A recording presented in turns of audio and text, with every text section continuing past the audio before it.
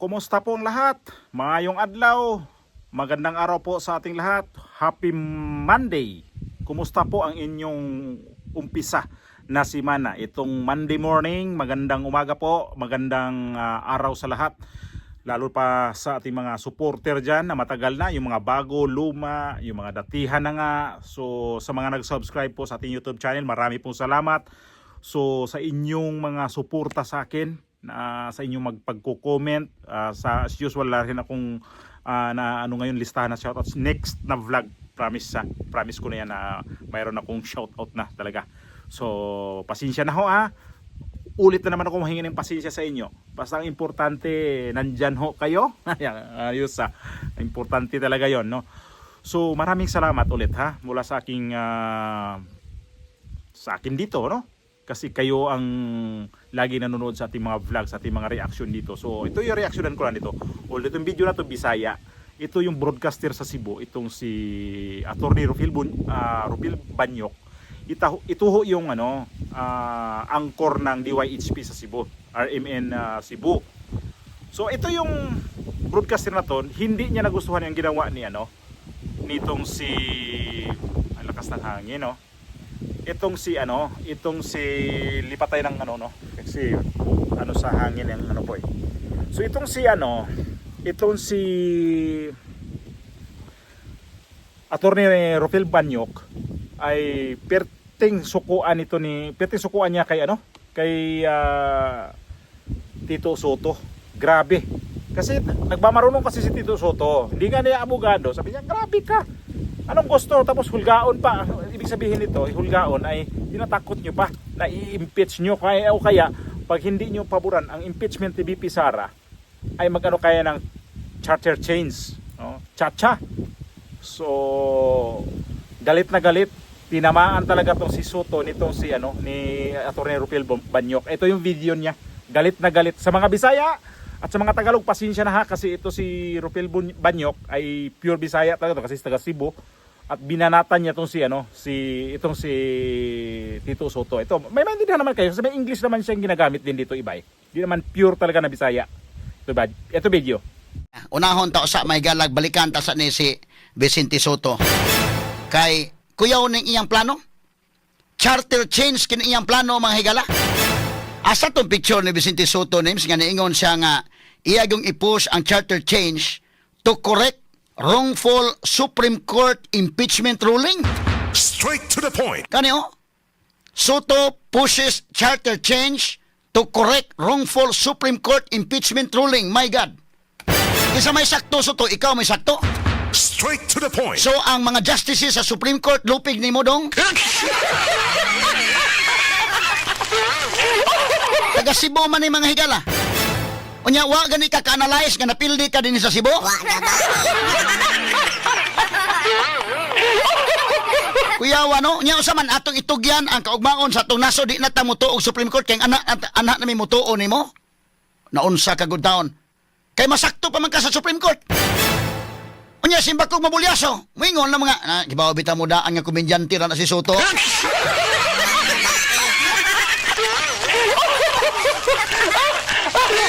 Ito man mo nga ang background anang komedyante ra man.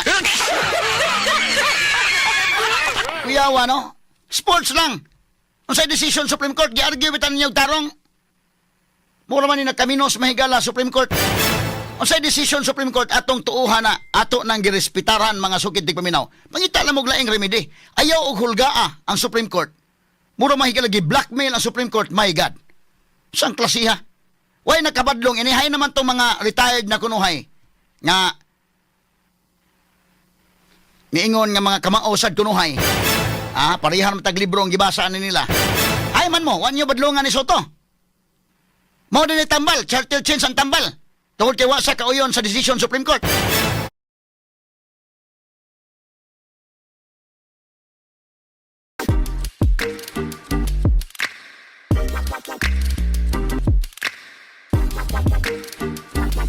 Straight to the Atong point. balik-balikan gamay mahigala kay peligro ning iyang mga higalang nasod sa iyang utok. Unya kung mapalpak ta, maunsa man. Maingon na ta, Usay gusto ni Soto masakto pa sa Supreme Court. O mapalpak ta maingon, ibaw baya mo nga itbulaga ra baya ng iyang kuan. Kita pa hinoy mabasol mahigalan nito o magud mo komedyante.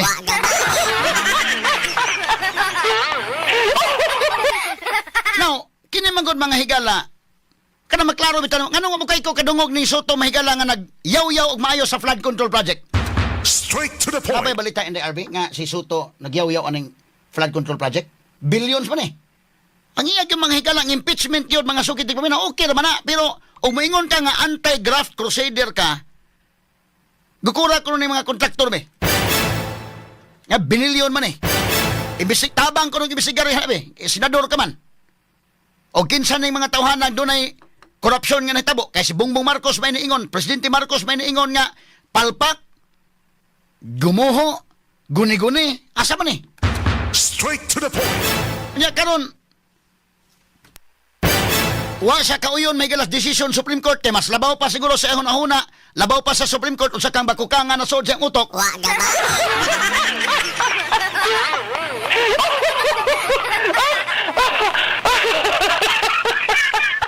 Prangka-prangka pagka-istorya mahigala kini si Tito Soto. Why comment about sa flood control project? Bitaha pa niya umangkon si Vico Soto. Okay na si Vico Soto.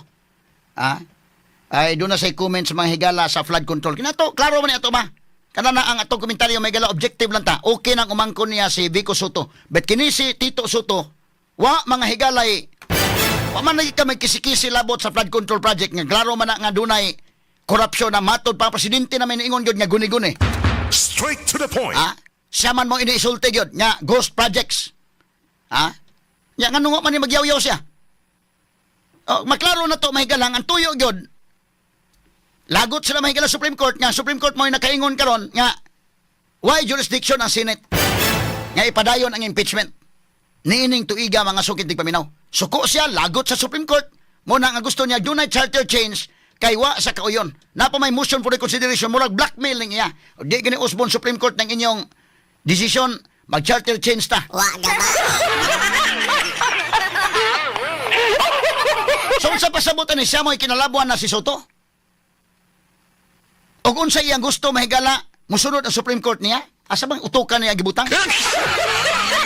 Nga kanang Supreme Court mga kagalaan, vested by the power of judicial review. Naa ka na mahigala sa atong 1987 Constitution, doon na magutay mga otoridad. Gobyerno maguning ato. In every organization, para di magkagubot ang usa ka organization, doon natin mga constitution and bylaws. Mismo gani fraternity, mismo gani mahigalang mga gamay-gagmay organization, doon na may mga constitution and bylaws nga atong sundon. Otherwise, magkagubot ta. Mismo gani may gala ka na mga negosyante, ka na mga family, nga mga dagko negosyante in the LB. Doon na may family constitution nga mao atong sundon. Kalisod man ko kayo, ang sunod nga generation na ay mga maing laki. Sunod nga generation na ay mga maing laki. Mga bright, di apoy magpa-bright-bright, ha? Unang giklaro diha nga doon na tayo konstitusyon nga mauni nagkalatag. Muna nga atong konstitusyon klaro nga kung maghisgot ta og executive department, ang iyang trabaho pag-execute sa balaod. O maghisgot ang legislative department, ang iyang trabaho ang pag-legislate o balaod, ang pagpanday o balaod.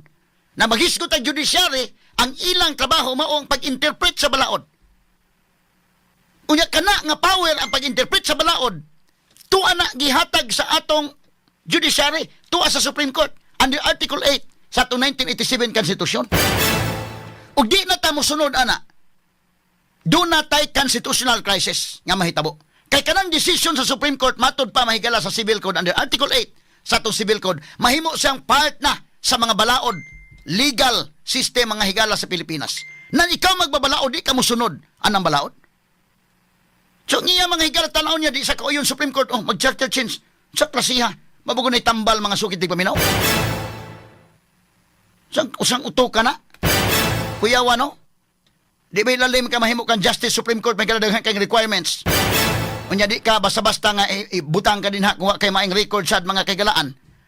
Kana lang pagpasar nimo sa bar exam, nahimo kang abogado, nahimo ka mahigalang doon na kay maing record, una ka ma-appeal sa shortlist pa lang. Di pa ka sus kalisod. Unya ka nang imo soto, unsa man na pagka senador. Basta magkamaura ka just know how to read and write, maura.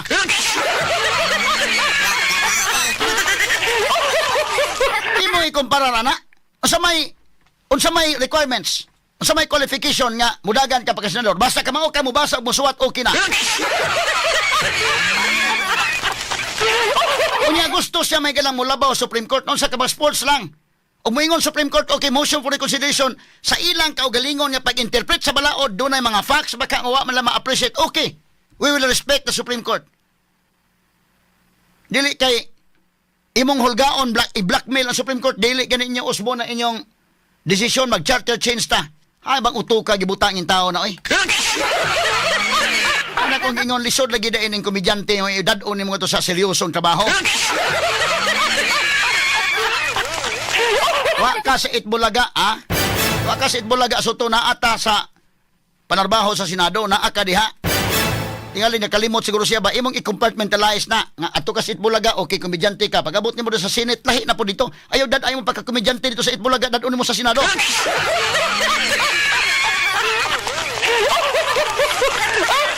Pila na ba'y qualification og pagka-senador? Natural born Filipino citizen, at least 35 years old mga kagalaan, able to read and write, registered voter, resident of the Philippines for at least 2 years. Mora. Unya mas labaw pagka-Supreme Court, hay man may butang mong utok.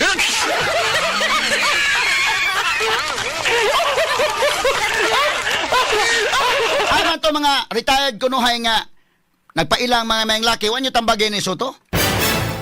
Kuyawasan niya style mga sukit dig paminaw.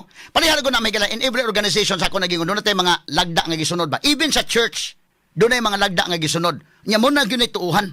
Ngano man magkagubot man ta. O maghisgot ka bright, daghang bright. Umi ka kato ko sundon kay bright. Ay okay kay sundon mas bright pa to. Kanang mga bright daghan labi na karon may galang uso ng Google. Daghang bright sa Google. Di apay Google, di apay AI. Sumuna nga doon nagi mga lagda nga gisunod. Grabe, o nga. Eh, ang hirap naman kasi ni Tito Soto kan. Ay naman nga, si Tito Soto nga naman kasi. Grabe nga naman siya. Sa tingin ko kay Tito Soto, sariling interest din talaga kasi. Hindi ko siya mag-gets kasi hanggang ngayon magalit pa siya kay BP Sara dahil natalo siya noong panahon ng eleksyon. Kasi ito yung nagiging kalaban ni BP Sara sa pagka-vice presidente. Magkalaban pa nga sila ni itong si Kiko Pangilinan. Itong si VP Sara, itong si ilan ba sila naglalaban-laban noon? Hindi ko na matandaan eh. Hindi ko na matandaan talaga kung ilan ang naglaban-laban noong time na yon. So, basta, di siya maka-move on dito kay VP Sara. Kaya siguro, gano'n na lang ang kanyang sartalo dito kay VP Sara na gusto niyang ma-impeach itong si VP Sara. Kasi sigurado naman talaga, pag magbutuhan sa impeachment, bubuto naman talaga itong ma-impeach si VP Sara. Eh, panahon naman ni dating Pangulong Duterte, ito naman siya ang nagiging Senate President. So ngayon, iba siguro ang team plan dito kay VP Sara. Kaya nagbinupos na talaga ng husto sa katandaan niya na.